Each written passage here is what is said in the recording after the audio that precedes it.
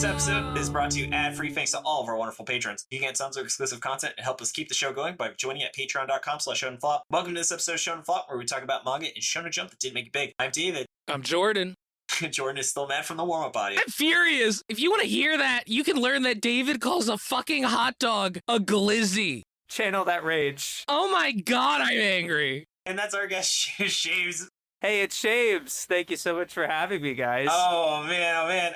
This is a little out of order, but yeah, just a quick note, our next episode will be Fabricant 100, so if you want to talk about that, join us in the Discord and submit your 6-word summary. Find a link to our Discord on shonenflop.com. But Shaybs, you might tell the audience a little bit about yourself. Yeah, I run 2 YouTube channels. Whoa. One where I post anime video essays and AMVs, and another one where I post AniTube Digest, where I talk about other people's anime YouTube videos, as well as live stream on that second channel. I'm currently finishing a 2-year project where I read the entire anime encyclopedia. Jesus, what? Yeah. MaxyBee would be in good company. Yeah. Read the encyclopedia. I also work as an associate producer for Discotech Media, creating special features for them, trailers, polishing closed captions. I've worked on Project Deco, Digimon. Oh, hell yeah. Can I just say, Shaybs, the AMV is an almost lost art. Yeah, and it certainly is a lost art when they don't get a lot of views. So, Yeah. Well, I'm glad you're keeping it alive. God, I try. Listener, go watch them right now.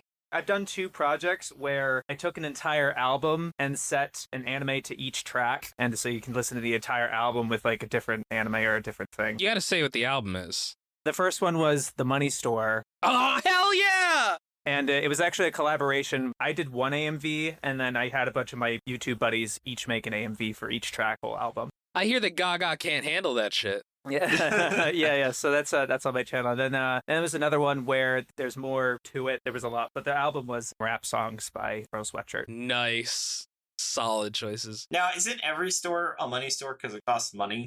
You don't get it. You don't get it, I David. don't get it. I'm just a humble glizzy goblin. Oh. But anyway, we're here to talk about stars. Also, Shaybs, are you going to be doing a video on this podcast recording, which will then have to make a rebuttal to your video on the video that you are on? I don't know. This particular series didn't necessarily impress me. It did not. So why don't we get into the manga details where Jordan's going to tell us a lot of things about stars. Yeah. And not just the one that we're recording with. Hey. Oh. Yeah. Now, MaxyBee and Tucker both say to just call it stars, and they wrote in here, suck it, Jordan. Definitely they wrote that. You know what? Fuck you, David. I'm gonna call it standers, because that's what it spells. You can't just put a fucking ampersand in there and say it's an and. I don't care. I don't fucking care. Because you're right, Jordan. There's no notable manga that ran in Shonen Jump to have a silent symbol in the name of it. And it's bullshit when they all do it too. You're just going to go beat Tagashi up for Hunter x Hunter. I actually really like standers. At first, I tried it, and I was like, it doesn't quite... But when you said it just now, I'm like, that's way more iconic than just stars. What the fuck is stars? David, here's the thing. I don't respect this series. I don't either. So I'm going to call it standers. Fine. But like what I'm saying is that's actually giving it a compliment. You're improving their title. Exactly. But tell us about who made this manga that you don't respect. So the writer of this was Ryousuke Takeuchi. They were an assistant for Kei Kawano Grand Slam. Akira Katsuki, who did Medica Box and Shonen Shoujo. Kamiya Kaji, who did Meister. Yusuke Murata, who did Eyeshield 21 and One Punch Man. Yeah, some pretty heavy hitters here. Right? But he jumped around a lot. Like, how long did he work on all those series, you know? And at what points, right? All I knew from the author, like just what Mal told me, is that he was an assistant to Horikoshi. And also the fact that he wrote this but didn't draw it also says a lot. Sure. Yeah. What is he really gaining? Because these are all artists, like, you know? Yeah, that's a good point. No knock on the mangakas who are just writers or mangakas who are just artists, but... Oh, no. You have a point. He interned for Murata. He didn't intern for One, you know? That's a very good distinction because there's a difference with the writing in Eyeshield 21 and the writing in One Punch Man. Yes. This guy's other works include All You Need Is Kill with Takeshi Obata on our, blah, blah, blah, the manga that shall not be named's very own Takeshi Obata. Oh, yeah. Based on the light novel by Hiroshi Sakurazaka. Yeah, there was a Hollywood film adaptation named Edge of Tomorrow with Tom Cruise and Emily Blunt. It was really good. Wasn't that also called Live, Die, Repeat? Wasn't there a whole thing where it had like 3 different titles? Yes, they retconned the name of the movie after it came out. But yeah, I've heard it's pretty good. Also, this guy did Moriarty the Patriot, which I've heard is like a smash hit. God damn. Actually got an anime. Yeah, 19 volumes. Yeah, no, it's basically what if Moriarty from Sherlock Holmes was the protagonist, 19 plus volumes. Yeah, that's massive. But the artist, Masaru Miyokawa, was an assistant for Murata on iShield 21 and One Punch Man, as well as Horikoshi on My Hero Academia and Omega Doki Zoo. Which we have covered. We did cover. They had as assistants Yukinori Kawaguchi on Hoop Men Tokyo and a Tokyo Revengers spin-off, as well as Teppei Fukushima for a manga called We Are Magical Boys. David, we are magical boys. We are just some boys. Yeah. This guy's other work is My Capricorn Friend for 1 volume, and it was written by Otsuichi, some adaptation of a novel, and Murders at the House of Death. Wow, what a title. Oh man, no one dies at the murder house. Yeah, the House of Death? People die there? What the fuck? Yeah, so that went for 4 volumes, written by Masahiro Imamura, another adaptation of a novel. We're not here to talk about that shit. We're here to talk about standards, or stars, I guess. This ran from July 4th, 2011, so America's birthday, yeah. Yeah, they don't really care. Like, I saw like a Trigger video, and they're like, I guess it's Independence Day or something, and it was like July 2nd. So it's like, I don't think they know. To April 16th, 2012. And this had 39 fucking chapters. 39 fucking chapters! This was so long. Holy shit. We actually had to put a new policy into place because of this manga. I was like, MaxyBee, can you also consider density of the chapters besides its length? And they're like, that's a good point. Oh. So, Jordan, I promise we will never read something this dense again. Dense. What's so funny, the irony is that it was dense and yet nothing happened. Oh, yeah. I wouldn't mind the density if stuff happened. It was all empty calories. Yeah. It's like, imagine you ate like a giant bowl of like salad and you're like, oh, we drenched it in bacon fat. So you actually just ate like a 800 calorie salad. Yeah, a giant bowl, and you had to eat it or you would get shot. Yep. Oh, and Jordan, do you mind telling us about what it replaced and all that good stuff? I was about to get to that, David, yeah. Thank you. It replaced Marchin Oji Grim by Kizuke Watanabe. I'm assuming that is all German, except for Oji. For 2 volumes, that was a flop. And it replaced Koi Some Momiji by Tsuguro Sakamoto and Tadahiro Miura. And it's flop eligible, as MaxyBee always writes in giant text. Series that started at the same time as it is Harisagawa in Mirror World by Yasuhiro Kano. You want to hear that? You got like 2 or 3 episodes ago. Yep. Like, we kind of just covered that. But let's get in to this very long plot summary, David. Oh man, so much fucking happens. In 2019, humanity gets a message from aliens saying to meet on Mars in 2035. At that same time, like a little baby boy named Shirafune Maho says his first word, which is Mars. Flash forward 15 years, Maho is now a kid obsessed with space. He's got his childhood friend Meguru, who's definitely not his girlfriend, and a stoic smart guy named Wataru, and together they're gonna try and go to the Space Academy so they can go to Mars. Maho misses his application deadline because he was watching a fucking supernova. It's like how Einstein skipped class to study calculus and shit. But Wataru sends it, and thankfully it allows it to bring 2 other people for some reason. That was like, how do you fuck this up in your first chapter when you actually have time to think about it?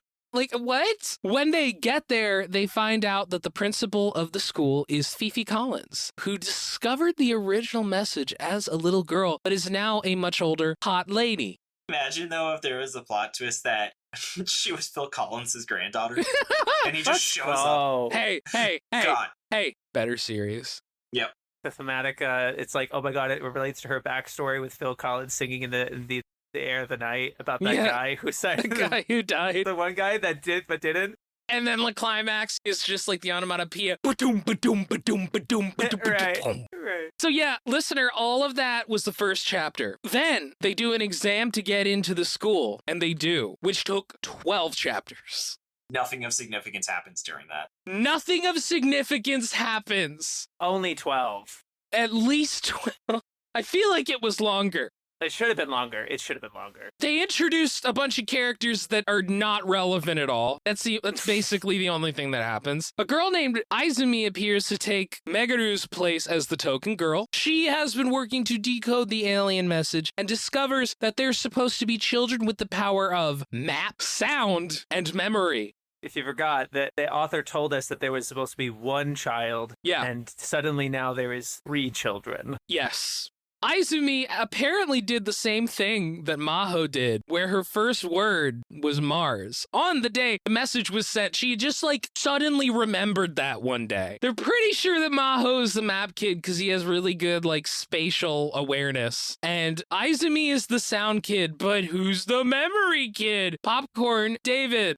One day, Maho has a dream that he sat in a chair. He tells Fifi this, and she flips out because they found this weird structure on Mars. And damn, I guess it looks like a chair. Bam! Whoa! They're not exaggerating. They're really not. They're just like, chair.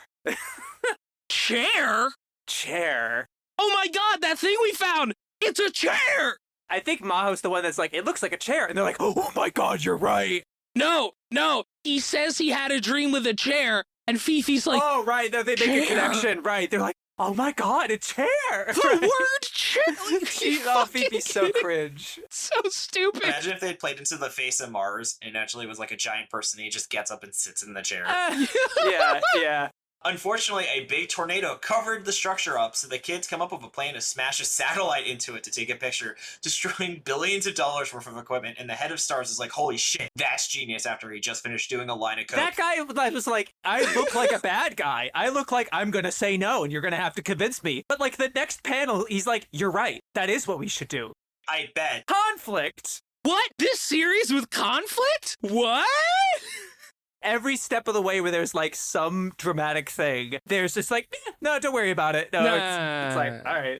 So they do that and discover a huge shadowy figure is building some kind of tower. Maho immediately passes out. When he wakes up, he starts drawing a huge blueprint nonstop. Then Wataru suddenly gets powers because he's the memory guy. Whoa, just suddenly. Author totally seeded this. Damn, author, if only you had 20 plus chapters to set anything up. It's a shame you didn't. Yeah.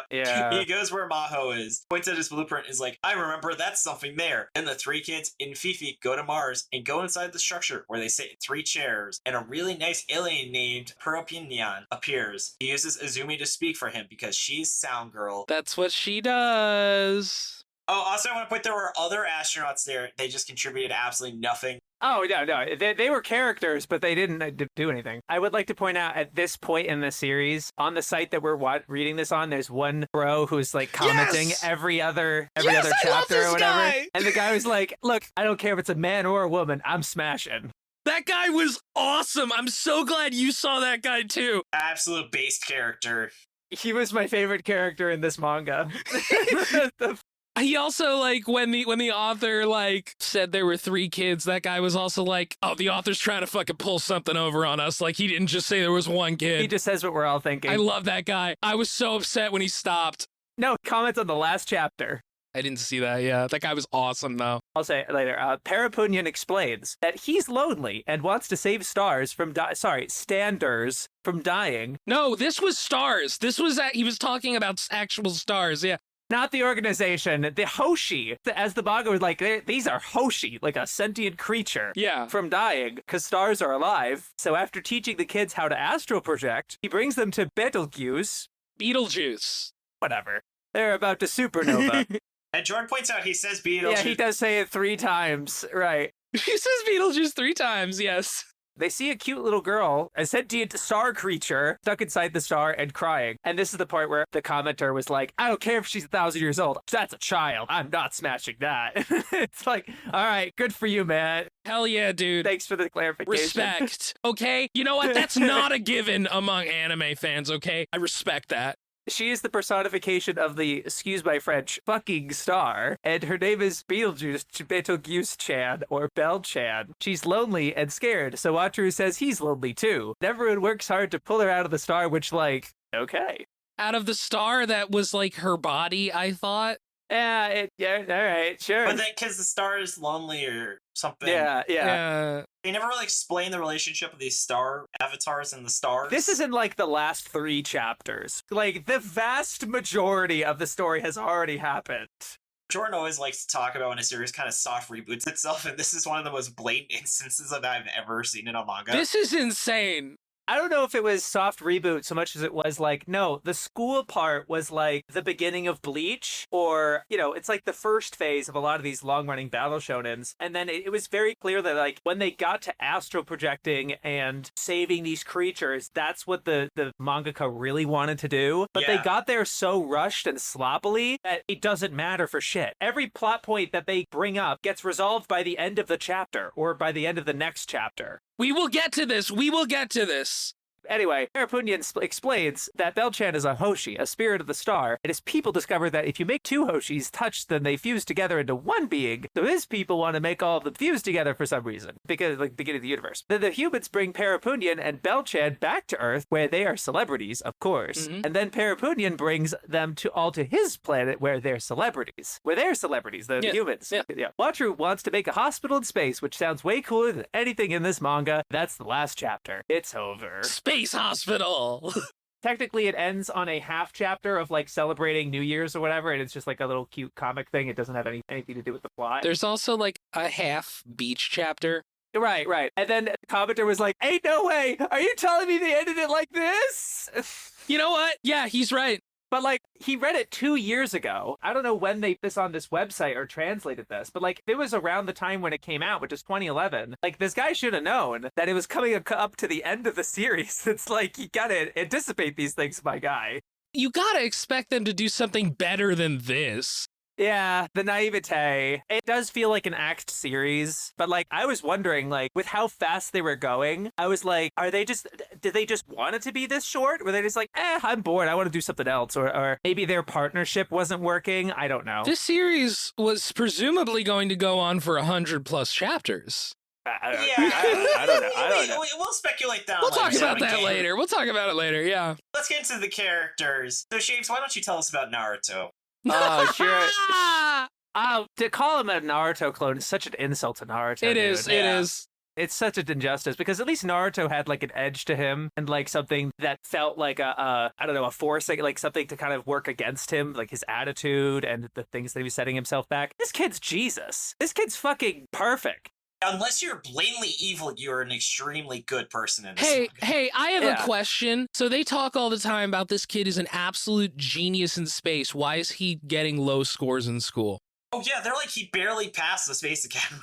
And I'm like, what? Right. He has like, he's a genius with space. There was no evidence for that. He knows so fucking much about space. Like, he's just like, the guy doesn't have any negative qualities. He doesn't have anything abrasive to him or weird. Or he's like, he's a little weird. He's a little scampy, but we love him. Like, he's here all the same, right?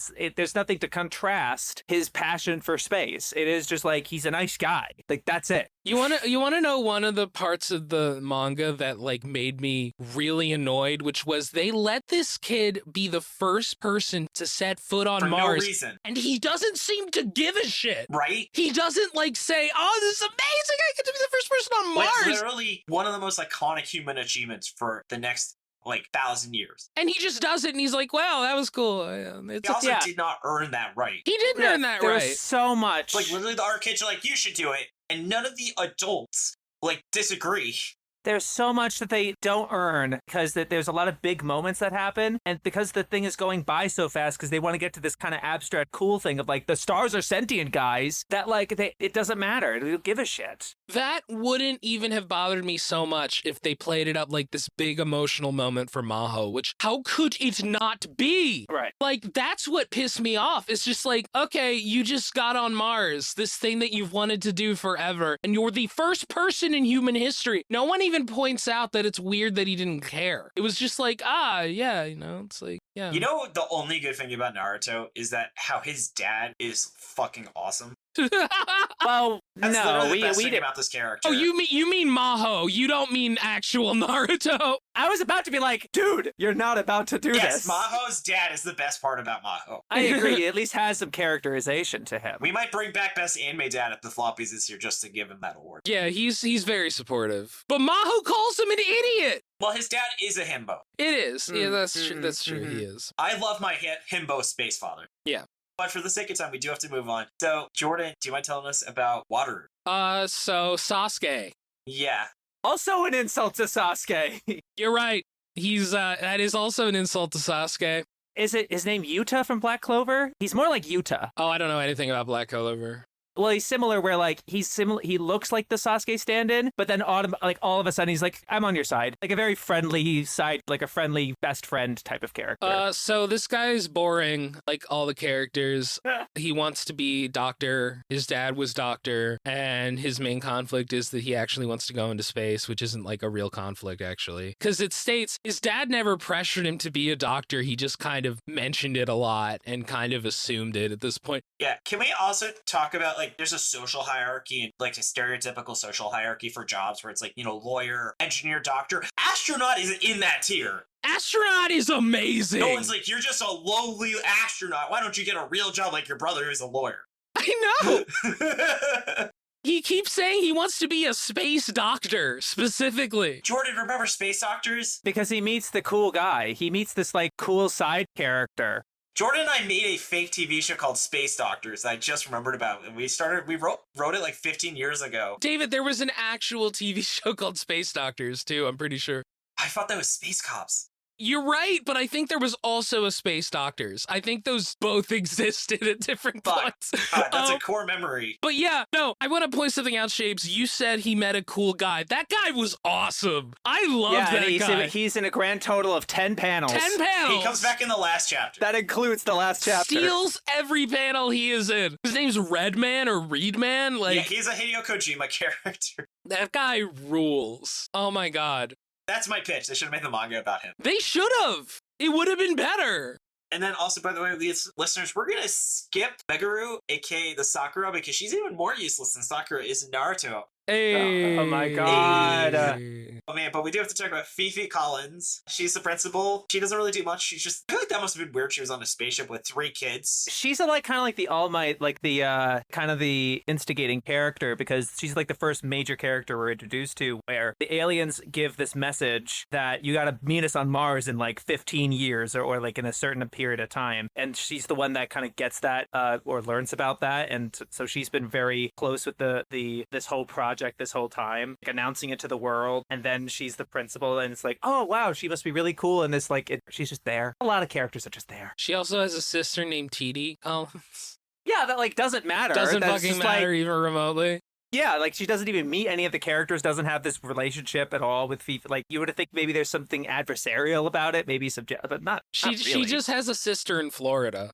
Right. Yeah, and then there's also Izumi. Does anyone have anything? She's just Earthchild. I'm not quite sure why she exists when there's literally a third main female character that the series just completely drops. Oh my god, we're gonna get into this in a little bit. So yeah, Izumi, she's basically just fucking replacement token female. She is the sound power. And then Parapunian, let's just fucking get this over with. He's like a space dude. He's really nice. He's way too fucking nice. There's no plot twist about him. He's just a really nice alien. He's just a really nice guy. That would be interesting if there was a plot twist. Yeah. You'd think that like with the kind of the media where it's like, oh, we kind of are worried about aliens, right? There's this like fear about them. And I think there is something kind of subversive of where the aliens are actually pretty chill. But like there's no conflict of like, should we even trust them or anything like that? Yeah. There's no, when he says, come onto my spaceship to like, we're going to discuss this further. There was no like, hey, maybe this is a bad idea. Like maybe they're going to, what is he going to do with them? No, they're like, go.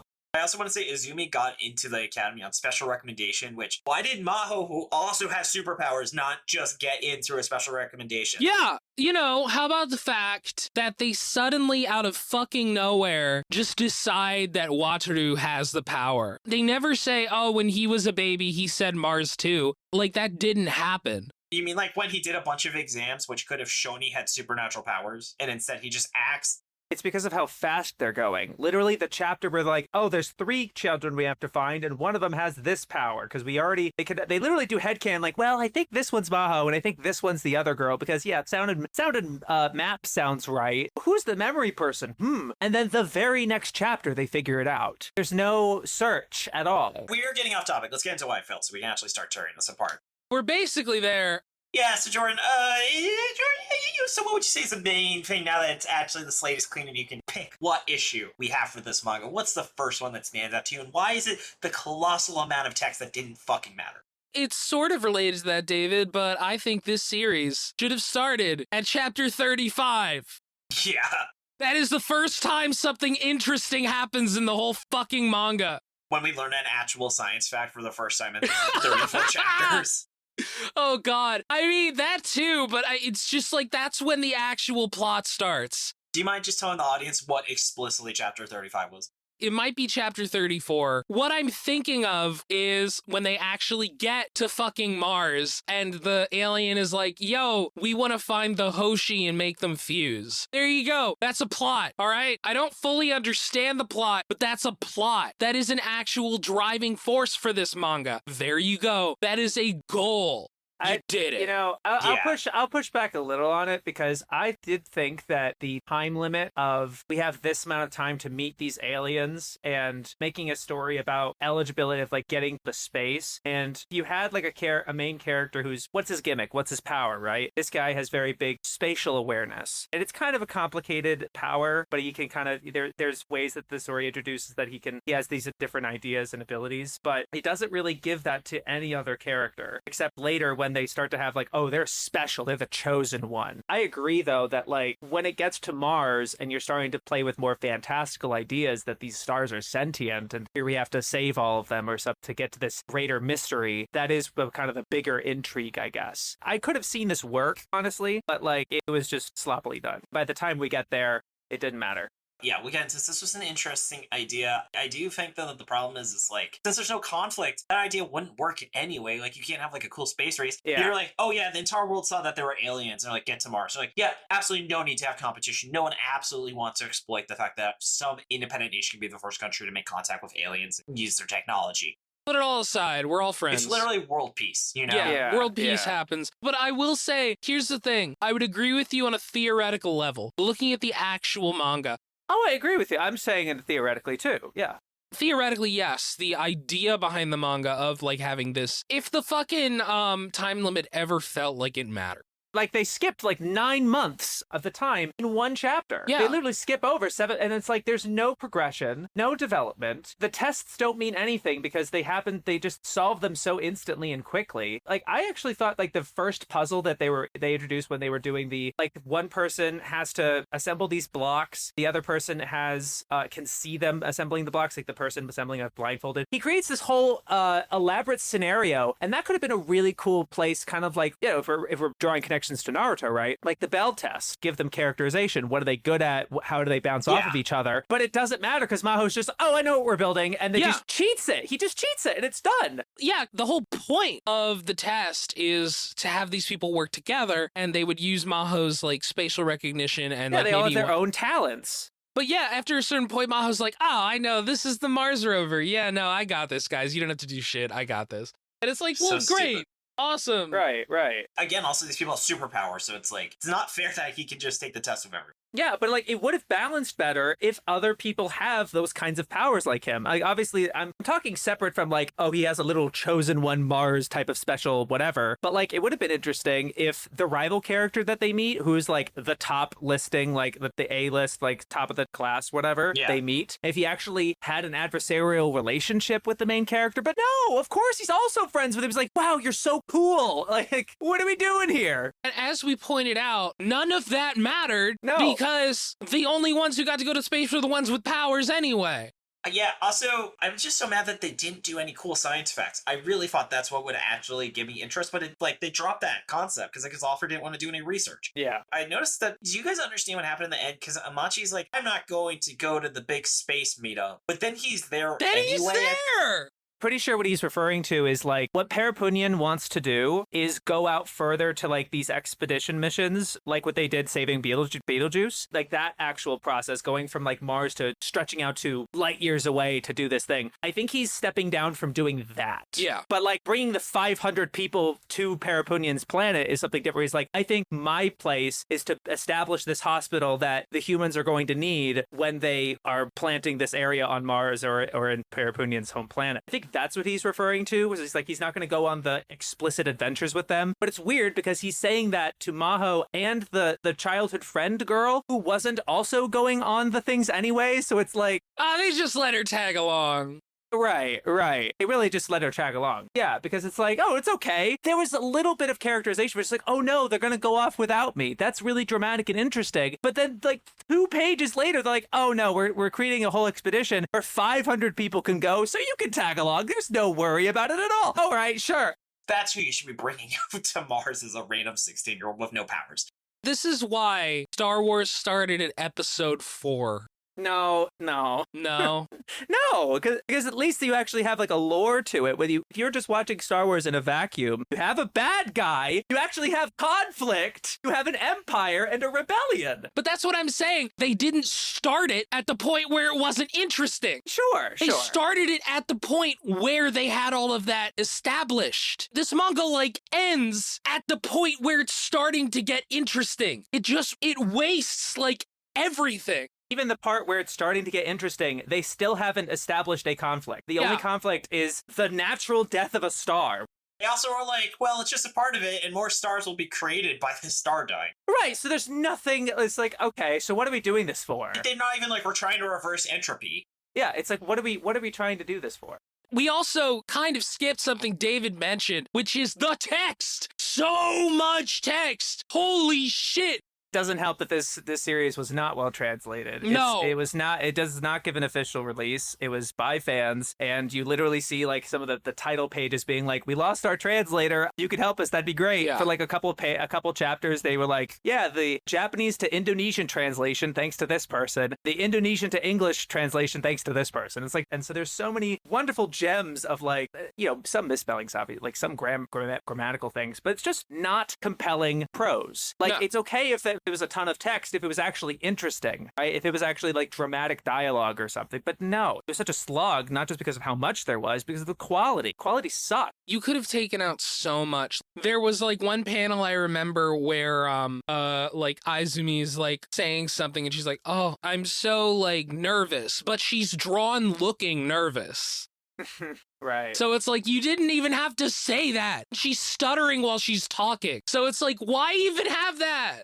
You're going to see in my my 6-word summary where I go into that. Unfortunately, just for the sake of time, we do have to start getting into positives, because there are some good parts. Yeah. So, Shaybs, if you were, though, to say something good about this series, why would you say the art is the best? I would say the character designs are very modern, especially for 2011. If someone told me this came out like 4 years ago, I would believe. Oh yeah, it does feel like something from like 2019 or 2018 or something, or even more recent. It's actually the art style of manga in 2019 looks like. Yeah. It's okay. Oh, it's nothing special, but it's good. The art is very well done. It reminds me of Glinka and Gluna, where like the story is a mess, but damn, that art. Which is its own experience. I wouldn't necessarily say that they're doing anything creative with paneling or direction or visual storytelling, because again, no, what story? I do think the writing is so bogging it down that, like you said earlier, with the girl looking nervous, but then saying she's nervous. This is a positive section, though. Right. Fair. The visuals are fine for me. I really wanted to say about the story, I did think the time limit at the beginning was interesting. It is sort of like the One Piece type of like the kind of like the bait at the end. It's like, this is where it's building towards, and being very clear about that. And it's sad because a lot of these like positive things I could be saying, like I did think the plot of one of the tests they do of going underwater and having this journey, I thought some of the tests were good. Some of the premises of like, here's the twist and everything. And, I know this is the positive section, but unfortunately, they resolve all of these interesting ideas they had for tests very, very quickly. But whatever they did have, I was like, okay, maybe there's something here. And it kept me, it was like, all right, maybe what are they going to do here? And it ended up being so fast that I think around the halfway point, I was like, all right, every time they introduce something new, it's like, well, how are they going to squander this cool idea? Yeah. I think the Mars airplane task was actually pretty interesting. Sure. Yeah. Yeah, that was easily the most interesting one. If there was more of that, their solution was absolutely Right. Like the way it was solved and everything. And they're not infusing it with character. They're not making it really about a character going through something or overcoming something. It's unfortunate. A lot of it has to do with that writing, I'd say, with like you're not giving the characters interesting moments. Yeah. But I think they conceptually, I think they had something, but it's all the execution. I also think that the whole neuron looking like the universe thing, which is something I've heard before, but I've never actually seen a work of fiction really utilize that. Mm-hmm. Yeah, it's just, that's a cute idea. And then Jordan, how about you? Shit. Jordan's got to say one nice thing about this manga before we can go into the next section. My God. Well, there was that one character you liked, right? I was just gonna say, yeah, that doctor dude, Red Man. Yeah. There's no Method Man here, but Red Man. He was cool. He was like, the cool doctor who told me that like you could make hospitals in space. Which again, the idea of a hospital in space, way better idea. We were smart to come up with that, David. That is a way better idea than this manga. Also, his name is Reedman, Sanjay Reedman. Sanjay Reedman. God. Oh my God. He is cool. I'll also say the two moments that I think that did affect me in terms of like, wow, it did feel like you kind of built that up pretty well and it did have a payoff was all have to do with the extraterrestrial stuff. Yeah. So when they're taking the picture in the tornado and the first drone doesn't get a picture and you're like, oh crap, they're not going to get anything. And then there's like, oh, they're coming up with something and it's like a page turn and you see this like, what the fuck is that? Right? Yeah. Like it isn't what, I don't think it is what we expected really. No. It was a good surprise. It was cool. We didn't mention it, but basically what it is it's this giant shadowy figure building Nebulous the tower. cloud. And right, we right. learn later that it is Maho as a baby. Yeah. Right, and they don't explain that, so it kind of squanders that. They're like, "What do you mean? So he did that in the past and the future? Like how?" It's literally the fuck. What was that movie that came out that was like aliens from the future, but was actually humanity from the future? I don't know. What was the Nolan movie? Tenet? Maybe you'll spoil it I don't know. if it's a reveal. Oh yeah, all right, Inner space? Interstellar, yeah. Yeah. whatever the Oh fuck. right. I had to add some wonky time stuff. That's right. Yeah. Oh man, but we're on the topic though of better plots. Let's get into where it could have gone. Yeah. All right, so David, what would you say is a way you would have changed the series, and why is it like if they had met the aliens just went like square up, and then it turned into human versus alien Record of Ragnarok, and it was just Yeah. people fighting on Mars? It would have been conflict. Imagine that though, if the alien was like, all right, now you got to square up with these like these star avatars. Yeah. It became that Like- shonen battle manga you were hoping for, Jordan. Yeah, well, it, again, would have been conflict. It would have been like something. Instead, they just go to the other planet and they're like, hey, let's do some space capitalism here. Let's do some trading. They talk about that. They actually talk about the merchandise. I had a note about that where it turns into the capitalist abuse of aliens was one of my pitches for that, what they could have done about this series. Yeah, and then the aliens feel like, what the fuck? That would have been really funny. Also, speaking of that, how about the alien take off the mask that appeared? Like, I guess that's just part of his face, but it looks like he's wearing a mask the whole time. Yeah. I don't really understand the alien's design here. Yeah. But no, I mean, my main thing is shrink the Academy stuff to like 3 chapters. All of the test and Academy stuff to like 3 or 4 fucking chapters. It's just like... I guess I'm coming from like really liking a lot of the older series that are much longer than most series happening now. I think Jump, I don't know if it's Jump, I don't know if it's just the mentality of these authors or something, but I have this issue with a lot of Shonen Jump series of the modern age where, and maybe I'm just sounding like a boomer, but no, I literally just finished, like I only just watched One Piece last year. I only just watched Naruto 2 years ago. I only watched Bleach 3 years. Like I was in my late 20s when I experienced the big 3. It's not nostalgia. They're really, really good. And one of the things about all of them and a lot of the older stuff is that they do spend that time on these lower stuff. I think if they should have spent more time on the Academy. I think they went way too fast. Doesn't let me feel attached to anything. And it's just kind of like, it was like, oh, well, what's the next thing? You know, I don't have an ADHD kind of brain, or maybe that, I don't know. But like, hey, I'm not on Subway Surfers no, but like, it's weird. It's especially like this, I could play about other series, but it does feel like they're just going way too too fast. Yeah. I kind of would have wanted that, like, you give me the time to attach myself to the character and maybe make it less complicated. It's weird that they had to take this long, like, exam to get to a school, and now they're in school. It's like, it should have been like, now you're in the actual space program and you're doing actual space things by getting into this that was a weird structure for me. They were like trying to do a My Hero Academia thing almost. Yeah, but with only 3 people mattering. Before My Hero Academia, funny That's enough. Maybe the My Hero Academia guy ripped this guy off since they knew each other. They were assistants. That would be funny. But, like, it was really disappointing where it's like you have to kind of live in the moment. A lot of the things with these other series that I enjoy is that it's not just how big the world is of One Piece, it's the little moment-to-moment jokes and interactions with the characters and the dialogue and the emotions that they are in the moment, right? It's not typically like, oh, what's gonna be there? We're gonna get to Mars, like, within 30 chapters. Like, you just think about it, it's like, okay, if the Mars was the Soul Society that you wanted to get to, is like, no, I really want to do this part, or change it up like with like Yu Yu Hakusho or something. If you want to do that, you still have to make the previous 30 chapters entertaining and enjoyable. Well, Yu Yu Hakusho had a really shitty first 20 chapters. Yeah, I disagree. that is No, I disagree. I really enjoyed. I've read the first 20 chapters of Yu Yu Hakusho. And Maybe in comparison to Dark Tournament and, Chapter Black, they're certainly much better, but I wouldn't say that they're shit. I wouldn't say that you skip them. I mean, like, I'm talking about the Spirit Detective arc where he, like, helps ghosts Yeah. out and stuff, and they skipped in the anime. You like that part of Yu Yu Hakusho? I enjoyed it. Well, because I started with the anime and going back with the manga, right? But, like, I was already attached to the character, like, with Yusuke and everything, and I like him interacting with Bulma, and it doesn't matter if it's, like, it's filler or something. You mean Botan, Extra- right? Sorry, Botan. No, yeah, my bad. It's all good. I'm just I get it, yeah.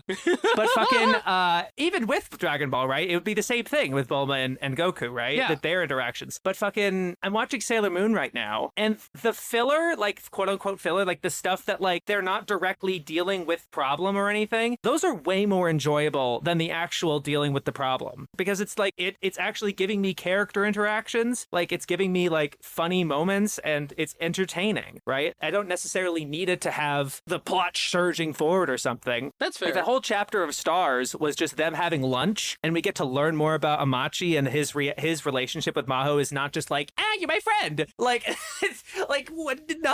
Nothing about their relation. I don't know the first fucking thing about what they feel about each other.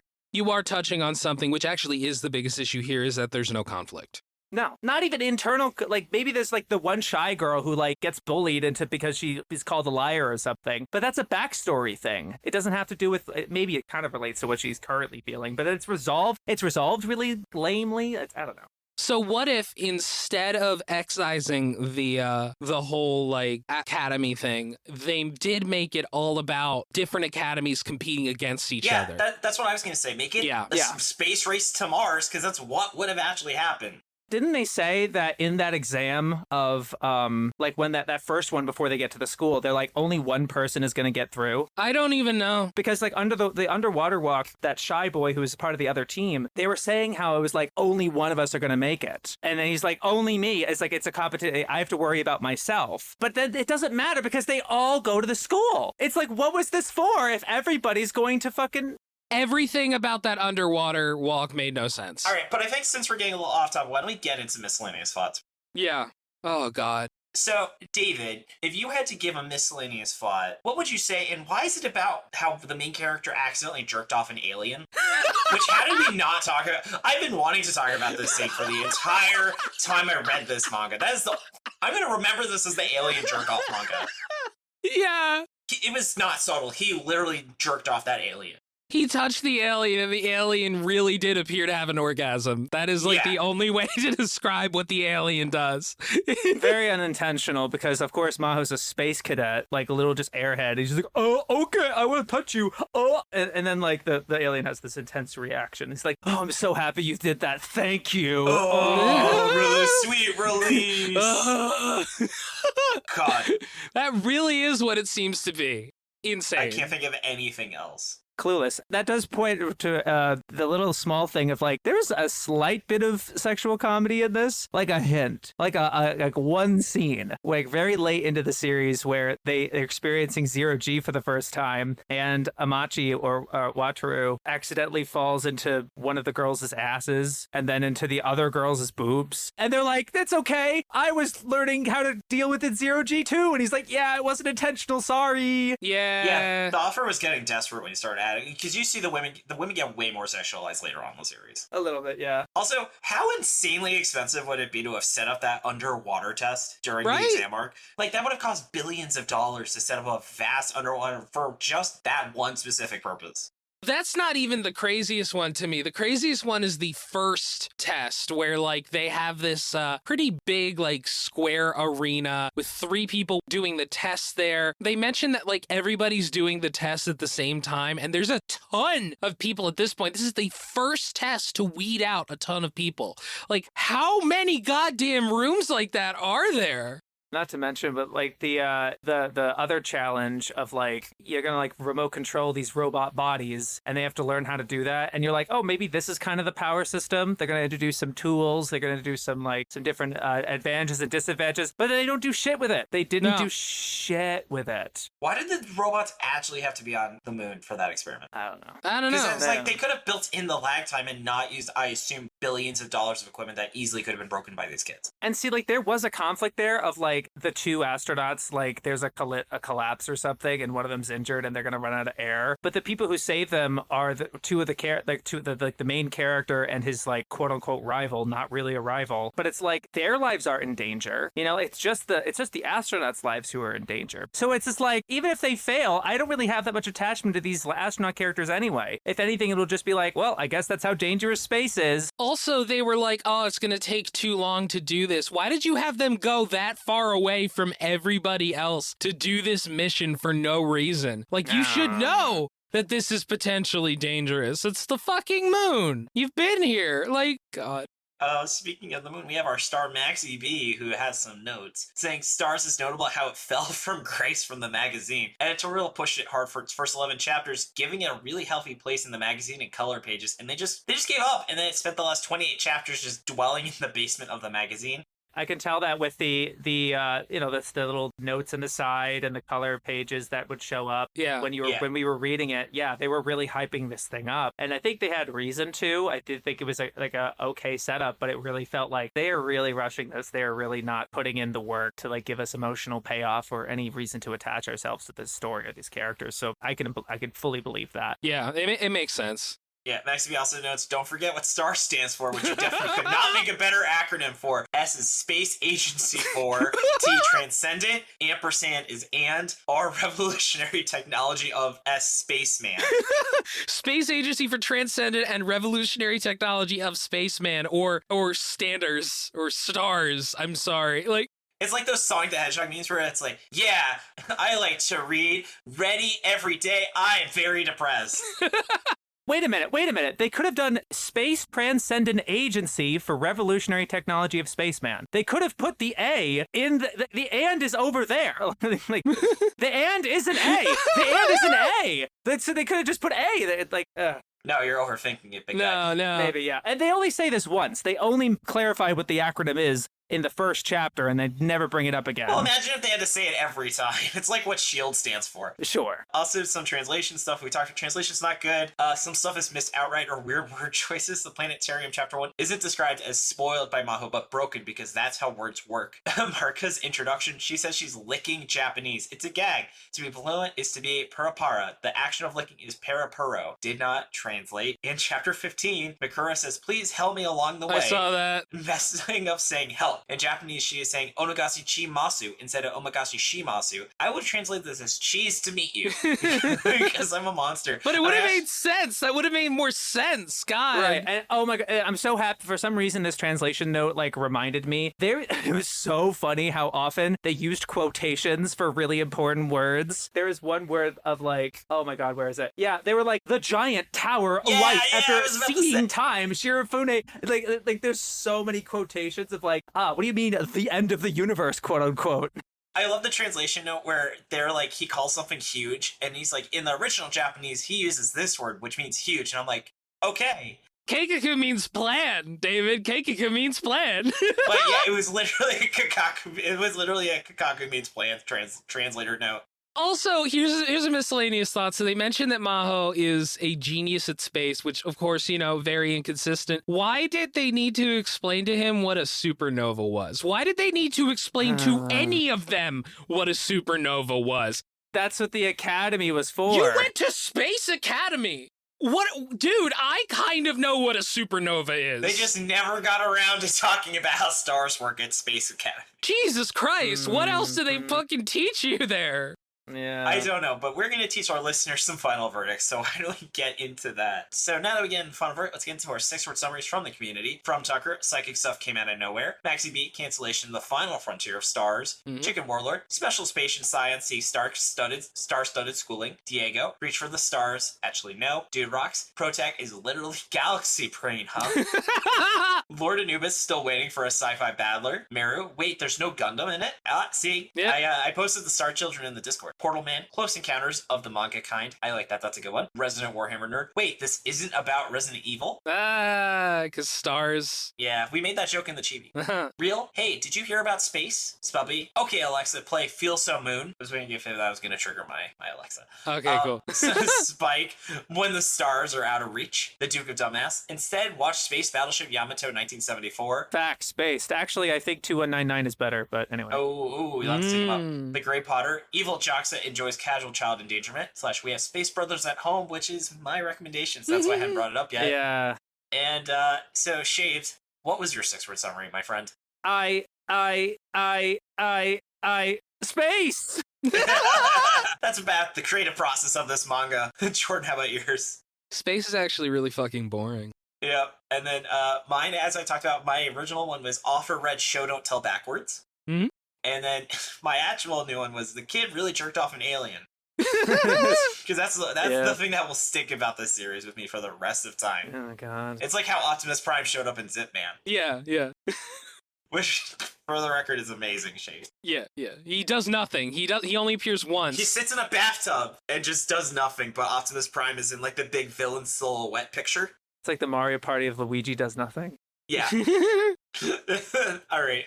Are we all agreed that this is a certified flop? Yeah, oh my God, I was so angry at this. On their own, it wasn't an axed, right? Because, like, imagine the other case is, like, if the manga is actually good but gets axed for whatever reason, they completely earned getting canceled like this. They're just like, you need to stop, bro. Calm down.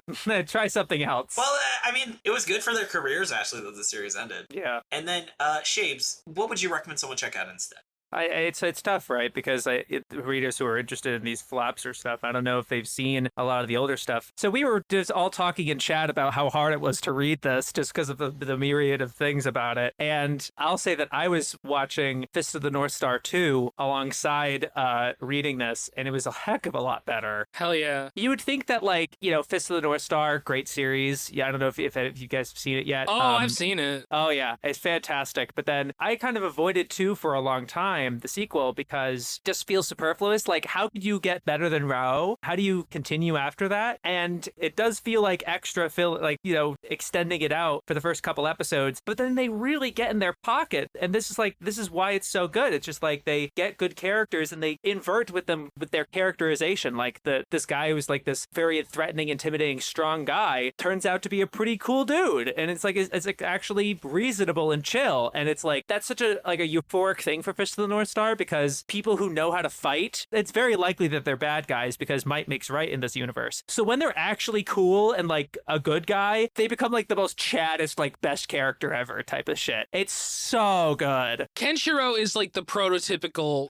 manga Giga Chad. Oh, certainly. But then everyone around him, right, where they have a lot more like charisma than Kenshiro. Kenshiro's kind of a nart, which is fine. Like, he has his thing. It's his own character. But like in 2, they have this bounty hunter who's all like American themed. He literally has like a USA type jacket or something. God, and he's I blonde love and shit. American themed manga characters. It's so good. And Kenshiro spares him because he's like, you have someone you love. Like, I can tell that you're not a full bad guy. Like, Kenshiro is just Jesus like that. Yeah. And it does turn out that he has this whole thing with like, he's fighting for his woman. He just is like, I'm fighting for my woman. And it turns out to be his adoptive daughter that like, he was like on the brink of death and this woman saved him and she had a kid. And then the woman dies. And so he adopts the kid. It's fucking awesome. And it's, that does sound pretty awesome. Like, wow. So yeah, I guess my recommendation, maybe Fist of the North Star 2. I know it has nothing to do with stars, but it's like anything better than this.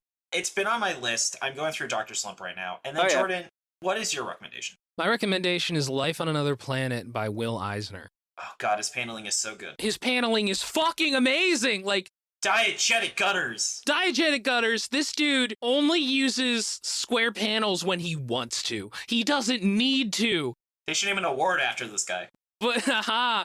You know, the guy's got balls when like the cover for this manga for this series, his name is written in the Disney font. That's just how he rolls, man. Right. Such a Chad. Yeah, that is an amazing little graphic novel where the actual point is some scientists get a message from outer space, seemingly from aliens, and it triggers this massive political strife with like spies. So literally the plot we wanted this manga to have. Exactly, literally the plot that we wanted this manga to have. That's awesome. Yeah, highly recommend. Life on Another Planet's great. And then my recommendation, no surprise, is Space Brothers. It's literally, I think this series struggled because everything it tried to do was like, how do I make it as not Space Brothers? Because Space Brothers is essentially this series, but really well written and has very hard sci-fi, so everything makes sense and like they actually did their homework on everything. Just go check it out and you'll learn a lot of cool science facts too. And their exam arc is actually very good. Oh. And it's about, and the protagonist is like 30 years old, so it's like from like a much more mature perspective. You know, the age you would think an astronaut should actually be. Jesus Christ, he must be like almost dead. What an ancient... Oh, yeah. Could you imagine being 30? He gets 2 knee replacements throughout the series. But yeah, I like one of the details is they have to do a breath test, and he's really good because he was a Trumpist. So that's how he like passes the oxygenation test. Oh, he has like really strong lung capacity from it. That shit's like real, yeah. But yeah, and then Jordan, is this the worst series we have ever read since this is a certified flop? I know it's not, but I'm so angry at it, I almost want to say it is. This series wasted so much of our time, it's hard not to be angry at it. Here's the thing, Zahn's worse, but I wasn't this furious at Zahn when I finished it. You blitzed through Zahn. You can read Zahn in 2 hours. You could blaze through Zahn. This series I will never get that time back. I'm so mad at this series. I was grateful to it because at least it gave me the chance because I'm really behind. Like, I have a watch schedule of like trying to watch through this stuff because I don't want to just like be on hold of this series forever. Yeah. So like I caught up with my Fist of the North Star. I've also been watching Sate Tail, Kamikaze Kaito John, and a lot of Sailor Moon R. So like hell yeah. I was really behind on a lot of those stuff. So it was just really nice to consume other media while I struggled through this media. Happy. I'll say it gave me that. So. Oh man, and we are happy to have you on, so why don't we go to shoutouts? So, as I already said, Shaybs, thank you so much. You survived your star journey. Do you mind telling the audience all about all of the amazing things you do? Yeah, so like I said, I have 2 channels. Well, first, my main channel is Caribou-kun, and I'm taking a bit of a hiatus on it with like a few months because my last video flopped pretty bad. Yeah, like I said, I did pretty poorly. It's decent. It's a video about how Tears of the Kingdom feels like a Hayao Miyazaki movie. Oh yeah, I saw that. Yeah, thank you. So that didn't do so well. So I'm kind of trying to work on other projects for Discotech and revving up to release the finalized video of the Anime Encyclopedia stream because like I've been streaming it for about 2 years now, reading it, and the idea with this was that like I would do this big long project and it would culminate into a video that you could watch. Kind of, you don't have to see the entire stream that led up to it, but if you're interested in seeing more about like the research and all the different things that we found, there's this whole playlist of stuff. So that was like the idea behind it, and this took way longer than I was I guess I should have expected it. Like you're reading an entire encyclopedia. Godspeed. Yeah, so the video, that's pretty much what I'm going to be working on, and you should look forward to. That's awesome, man. I just want to say props to Jordan for making the opening editing theme, being a great co-host, and helping with the editing. And thank you, David, for all the hard work that you do with the editing and putting the overall episodes together. Thank you. Oh, no problem. Props to Merliel for the awesome cover art. Find her online at Lyle Mur, and Nigel for being our generous art benefactor. Thanks to Dylan for assistance with editing. Find his podcast Anime at Context at animecontext.com. Thanks to Tucker and MaxyBee for assistance with pronunciation, translation, other miscellaneous research. Oh shit, I forgot to mention the fact. So sorry about this, Tucker. Tucker actually pointed out that some of the names are puns, which I don't think we brought up. I wouldn't be surprised. So let me go through this real fast. So Yeah. Shirafune Maho, his family name means white ship, and his personal name means pitch black sail. And Amachi Wataru's family name is written as Space Earth, and his personal name means to ferry across. And Heshihara Megaru's family name means Starfield. okay, Bethesda. And personal name means to go or orbit around. So Tucker, I'm so sorry I forgot to mention that in the character section. Yep, what a fun little nugget. And then I want to say you can find us on Twitter at ShonenFlopcast, our website ShonenFlop.com. Jordan has also been running our Tumblr, which has been super dope. Jordan, thanks so much for all your hard work on that. And and you can also find us at ShonenFlop.com, and we are on Spotify, iTunes, YouTube, wherever else you get your podcast. And come join the Shonen Flop Discord. Open to everyone. We have over 500 people. Hang out, let us talk about anime games wherever else on your mind. We also have a monthly movie night. Find a link to it in the show notes or on our site. And if you've been enjoying the podcast and want to help us keep going, consider subscribing to our Patreon. We wouldn't be able to keep the show running without their support. You also get a ton of awesome perks like exclusive content, including, Jordan, what are we dropping this month in September for our listeners? We are dropping the coverage of The Right Way to Make Jump with Luke, a.k.a. Coltreg, our good friend. Yes, he was our guest in our Working episode. So we're doing part 1, and then stay tuned for part 2, because we're actually going to have an Eisner Award-nominated guest on where we're bringing Joey back in October, and I'm excited for that too. Fuck yeah! Speaking of Will Eisner. We should have him on the show.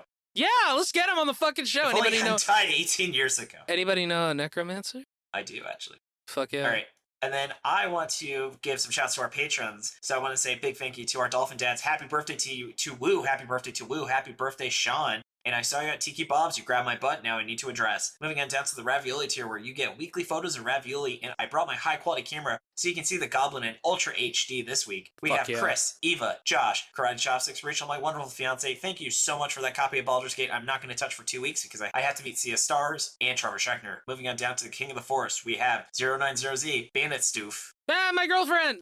Shell Florine, Gabe Lando, Jacob Andrew Galloway, King Salamander, Kirby Mon, Marty, Max Baker, Not Jeff T, T Wolfwood, and Tommy Boy. Thank you all so much for sponsoring the show. And I also want to say thank you to our Galactic Ball Federation officers and our Beast Children. Yes, thank you so much. I love all of you. And then, Jordan, is anything else you want to add in?